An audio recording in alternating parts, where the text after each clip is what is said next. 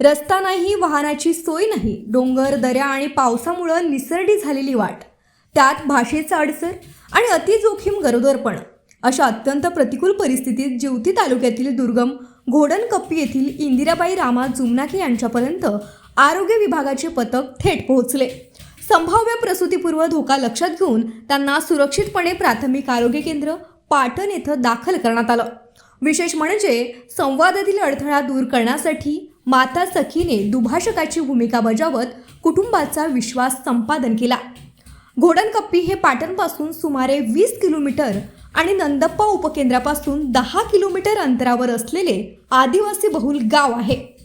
गावाकडे जाणाऱ्या मार्गातील सुमारे 800 मीटरची डोंगराळ दगडगोट्यांची वाट पावसाळ्यात अत्यंत धोकादायक बनते।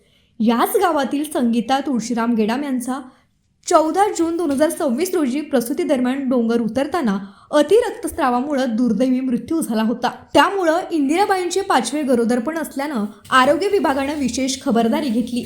10 ऑगस्ट रोजी पाटणचे आरोग्य पथक त्यांच्या घरी पोहोचले आणि संस्थात्मक प्रसूतीचे महत्त्व समजावून सांगत त्यांना रुग्णालयात आणलं।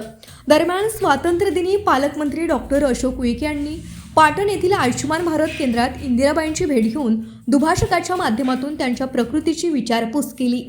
रुग्णालयात दाखल झाल्यानंतर मुलांची काळजी आणि पतीची रोजंदारी बुडण्याची चिंता लक्षात घेऊन प्रसूतीपर्यंत मुलांसाठी आश्रमशाळेत राहण्याची व जेवणाची व्यवस्था तसंच कुटुंबाला आवश्यक मदत करण्याचं आश्वासन त्यांनी दिलं।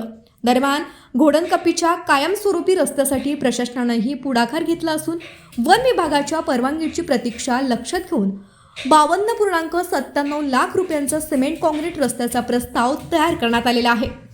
दुर्गम भागातील मातृ आरोग्याला सुरक्षिततेची वाट मिळावी यासाठी प्रशासनाच्या या प्रयत्नांचं महत्त्व अधोरेखित झालेलं आहे।